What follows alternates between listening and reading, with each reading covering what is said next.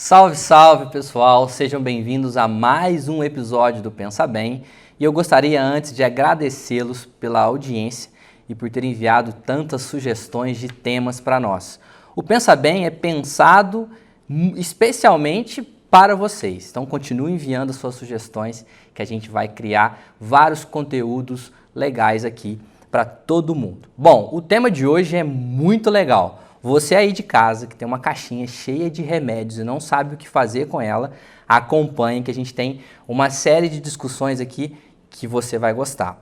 Bom, e antes de apresentar as pessoas especiais que estão aqui comigo hoje, eu gostaria de convidá-los a seguir o nosso canal no YouTube. O endereço é www.youtube.com/Grupo Unis. Siga a nossa página e acompanhe as nossas novidades. Bom, e os meus convidados de hoje, todas meninas muito especiais, já agradeço por ter aceito o nosso convite. Estou aqui, pessoal, com Roberta Ribeiro de Carvalho, farmacêutica bioquímica, graduada pela Universidade Federal de Juiz de Fora. Possui especialização e residência em análises clínicas no Hospital Universitário da Universidade Federal de Juiz de Fora. E mestrado em Ciências Farmacêuticas pela Federal de Alfenas. É professora do Grupo Unis e coordenadora do Núcleo de Saúde Humana e Animal. Estou também com a Aline Correia, farmacêutica, reikiana, praticante de yoga. Olha, Aline, depois a gente tem que voltar aqui no Pensa Bem para falar um pouco sobre o reiki, hein? E com Maria Selma, farmacêutica bioquímica e pós-graduada em análises clínicas pela Unifal. Foi coordenadora da assistência farmacêutica do município de Varginha, hoje aposentada. Proprietária do Laboratório Bioclínica, professora dos cursos de Biomedicina, Fisioterapia, Enfermagem, Nutrição do Unis há mais de 20 anos. Tem história, hein, Maria Selma? Bom, gente, e o tema de hoje é medicamentos. Você em casa provavelmente tem aí um potinho ou um cantinho na sua casa cheio de remédios. Vamos entender aqui com as meninas especialistas sobre o tema a importância, o uso e as dicas sobre esses medicamentos. Bom, meninas, eu quero começar dizendo o seguinte, perguntando o seguinte, né? Por que precisamos de tantos remédios hoje? Eu queria comentar primeiro a diferença entre remédio e medicamento. Boa. Quando a gente fala de medicamento, a gente está falando daquele produto que a indústria farmacêutica ou a farmácia de manipulação produziu. E remédio é tudo aquilo que traz algum alívio, algum bem-estar para a saúde. Então, o medicamento é um remédio? É. Mas a fisioterapia também é um remédio, uma boa alimentação, uma boa rede de amigos, atividade física. É isso que eu queria pedir para vocês, assim, para o pessoal de casa entender. Um chá alguns é um exemplos remédio, aí, né? Um chazinho de camomila, um chá de erva cidreira, uma compressa que melhora uma dor. Então, isso aí, tudo isso aí é dito como um remédio, né? O medicamento existe uma forma e uma fórmula farmacêutica. É diferente do remédio. E sobre falar sobre por que a gente precisa de tanto, né? Eu acho que até isso é um bom tempo para começar a falar. A gente não precisa de tantos, né? A gente tem que ver realmente a necessidade, né? Não se automedicar, né? Usar o medicamento de acordo com o que o profissional de saúde indicou para determinada doença e a gente aprender a ouvir o próprio corpo também, né?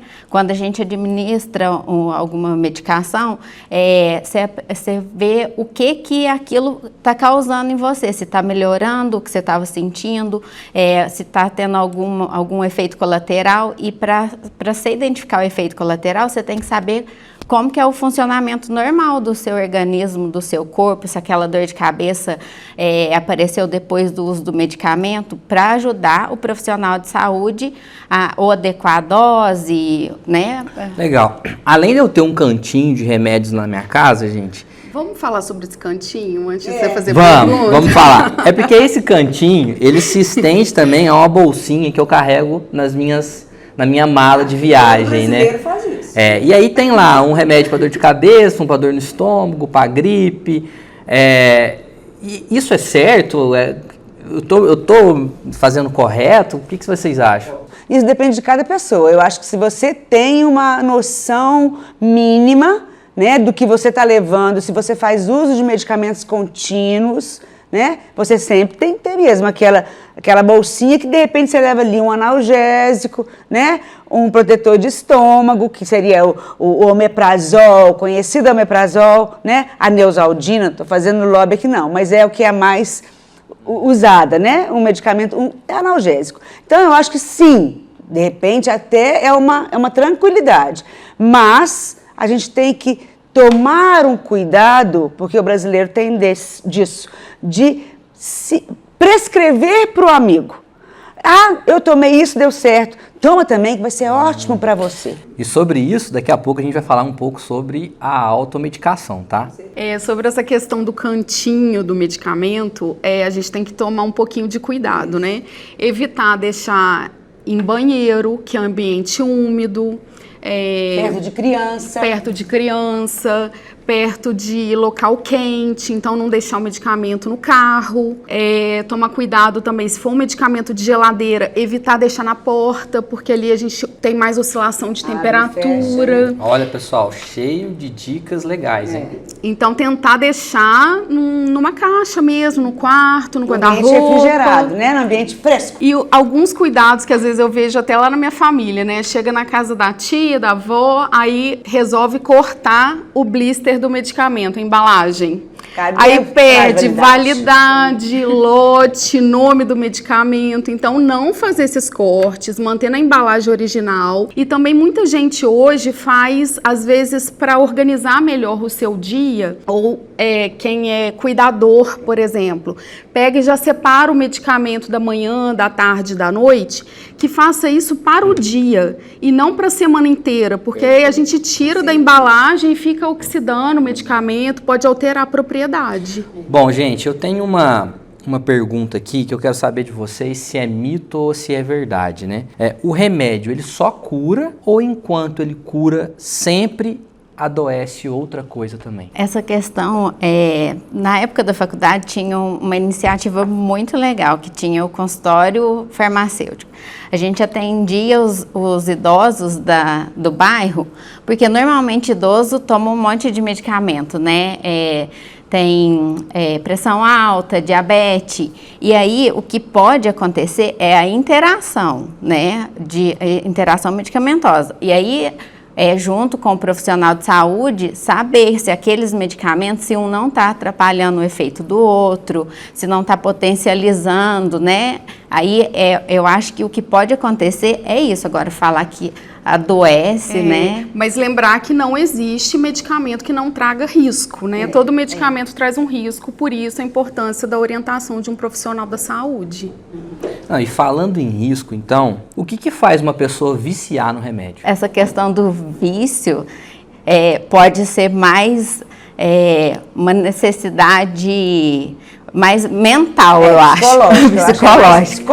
Né? Existem sim medicamentos que são gera uma dependência. Psicodependentes, mas aí é diferente, né? Mas esse medicamento, para qualquer dorzinha, você já vai tomar um medicamento, você tem uma necessidade, que a gente chama até de ser...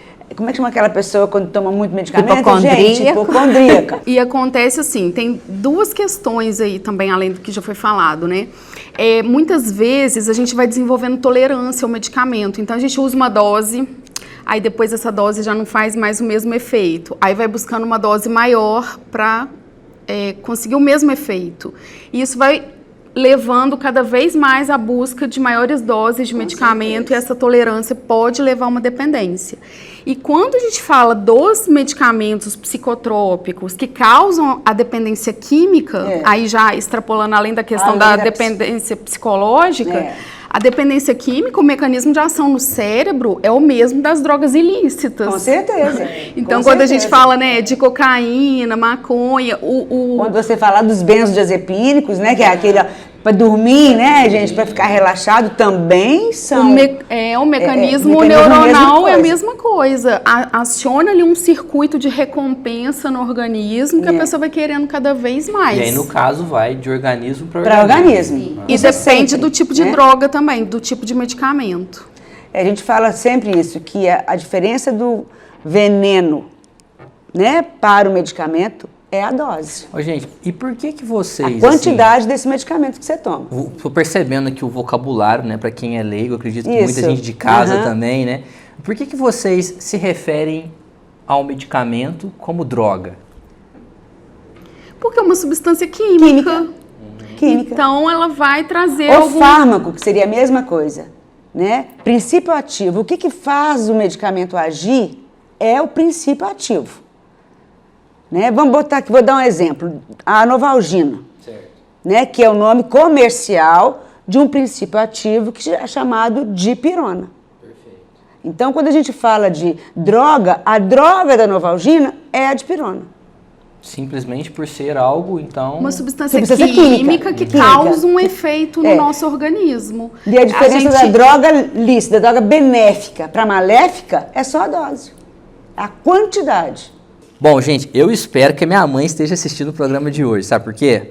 Minha mãe é uma das pessoas que detesta tomar remédio. Ela chega a ser até meio contra, ela prefere ir na raça do que tomar algum medicamento. Viu, mãe? Assiste o programa de hoje. E eu acho que, como a minha mãe, a gente tem outras pessoas também que não tomam remédio, que é contra. Como que vocês enxergam essas pessoas?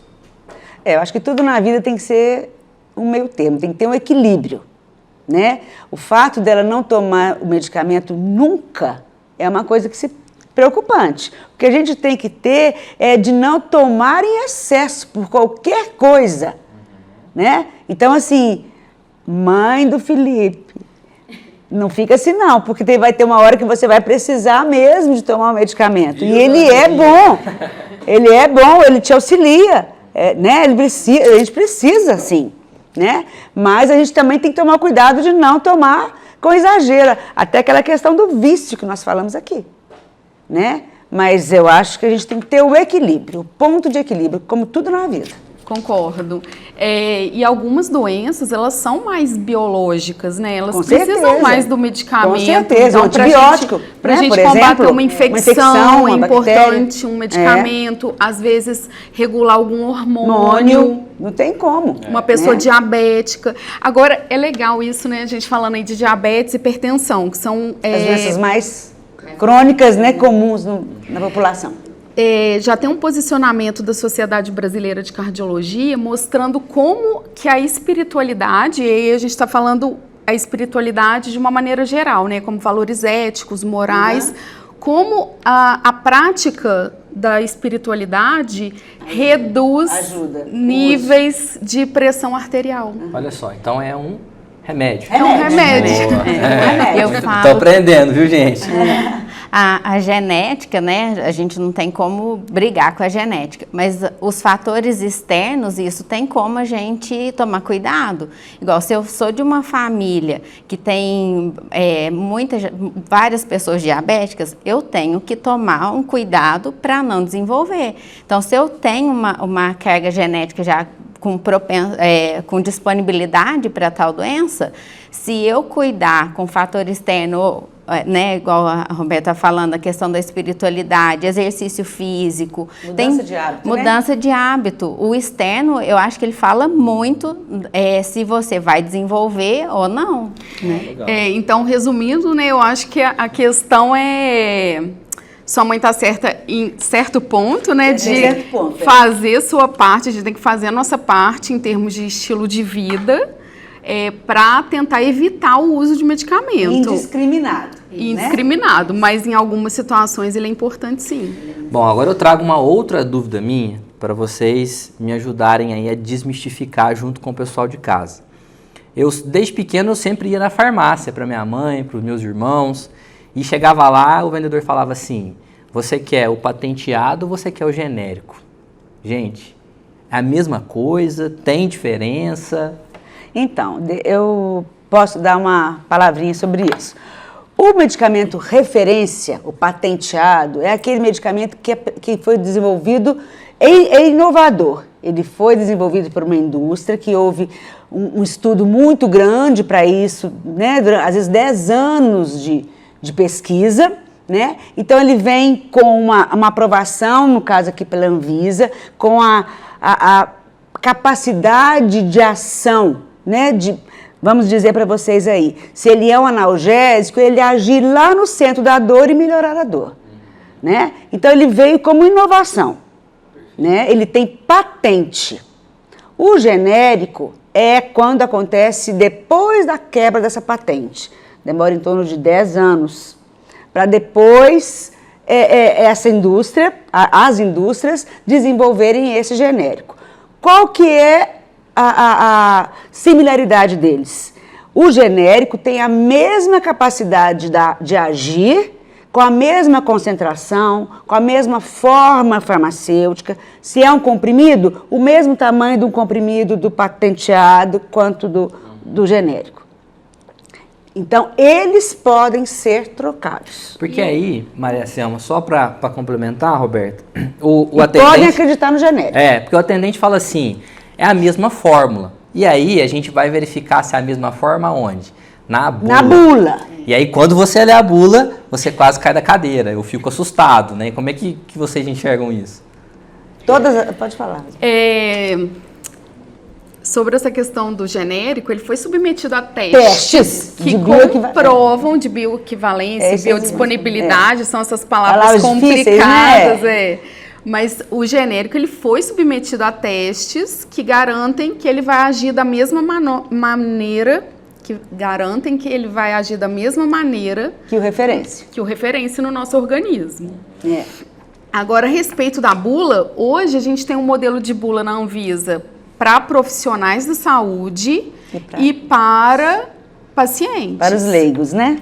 Então, quem vai utilizar o medicamento, é interessante ler a bula, sim, para ver se está usando a dose certa, de quantas em quantas horas. Focar nas informações principais. Exatamente. Porque o efeito adverso, efeito colateral, todos eles, de uma certa maneira, pode acontecer. Então, quando a indústria coloca toda aquela bula que assusta a pessoa, é para ela se resguardar. Não que eu vou tomar um medicamento, vou ter a mesma reação que a Roberta, que você, que a Aline.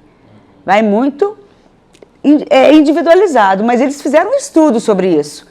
Então, por isso que é importante a gente focar nos benefícios que aquele medicamento vai trazer. E na dúvida, né? procurar um profissional. Qualquer reação diferente que você tenha, procure o seu prescritor, né? O médico ou orientação da eu vejo assim, né? Existem muitas farmácias, né? Assim, de pequenas a grandes, assim, que parecem até ser um supermercado. Isso, né? a drugstore. E eu acredito que a gente deva ter aí centenas, talvez milhões de remédios catalogados, né, ao longo aí para várias razões. E a gente tem remédio que hoje eu tenho acesso até gratuito. Isso, e farmácia popular. E eu tenho remédios que custam 20, 30, 40, 50 mil reais. O que justifica um remédio custar esse preço, gente? São várias questões, assim, a indústria se justifica com a questão do gasto em pesquisa, às vezes são doenças muito raras, então a indústria não consegue ganhar em escala de vender muito do medicamento, então para ela ter o lucro, o retorno daquilo que ela investiu, como ela vende menos desse medicamentos produto... de alto custo, que a gente diz isso aí, é para doenças raras, né? Então são 7, 8 mil doenças. Assim, pessoas, né, que têm esse tipo de doença mais rara. E é o que ela falou mesmo, é muito difícil, o custo é muito grande para desenvolver essa droga. E até o momento que ele chega pro paciente, foram anos de pesquisa só investindo. Então, quando ele começa a ser comercializado, foram 10 anos de gastos. Igual, vamos supor, um laboratório de análise de controle de qualidade. Às vezes você passa, vamos supor, né, no mês, você passa 3 semanas na manutenção dos equipamentos, você deixa tudo impecável para você fazer a análise 1 semana. Então, esse custo, ele é muito alto, igual falou, principalmente para as doenças raras, né? Normalmente os oncológicos são mais caros. E eu vejo também que tem medicamentos também que precisam ser até importados, né? A gente não consegue encontrar aqui no Brasil, né? O SUS tem um programa, né, de medicamento de alto custo que propicia aos portadores dessas doenças, não só doenças raras, mas doenças, pacientes transplantados, pacientes oncológicos, pacientes com doenças crônicas como hepatite C, doença né? renal. Doença renal, né? Suporte, medicamentos para suporte de doenças renais crônicas, né? Então, assim, eles têm só é feito um processo, né? E eles são beneficiados com isso, né? Eu trabalhei na prefeitura há muito tempo e eu trabalhava com essa parte dos medicamentos de alto custo. Então, a gente fazia um processo e a pessoa recebia individualmente, vinha pelo Ministério, né? Naquela tripartite, na verdade, né? Seria contribuição subsidiado pelo município, pelo Estado e pela União. Legal. Bom, gente, a gente está chegando ao fim do nosso bate-papo, assim, muito conhecimento, muito aprendizado, mas eu queria que vocês deixassem uma mensagem para o pessoal de casa, o pessoal que está nos acompanhando, que quer se livrar desse tanto de remédio. É possível deixar de tomar esses medicamentos com drogas, né, com substâncias, você disse no começo, Roberta, substâncias químicas para outros tipos de substâncias, que deixa uma mensagem para o pessoal de casa. A Organização Mundial de Saúde define que saúde não é simplesmente a ausência de doença. É um bem-estar físico, emocional, mental. Então, que a gente busque fazer a nossa parte, como a Aline comentou, né? A gente tem as questões genéticas, mas que a gente busque fazer a nossa parte de cuidar da saúde mental, de ter uma boa rede de amigos, fazer terapia se for necessário, cuidar da saúde física, fazendo atividade física, a alimentação. A gente sabe o que funciona, né? O simples funciona, só que o simples nem sempre é fácil, mas eu acho que ainda assim vale a pena. Mais alguma mensagem, meninas? Então, eu gostaria também, né, de agradecer e que vocês aproveitem esse momento que a gente teve aqui, né?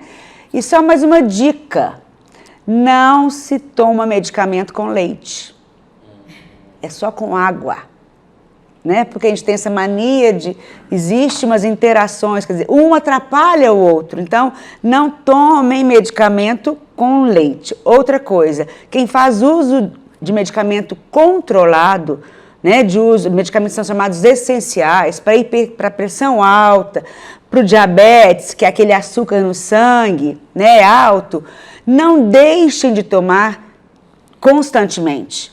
Não tomem só no momento em que vocês estão com dor de cabeça, que vocês estão sentindo mal, porque a gente tem essa preocupação.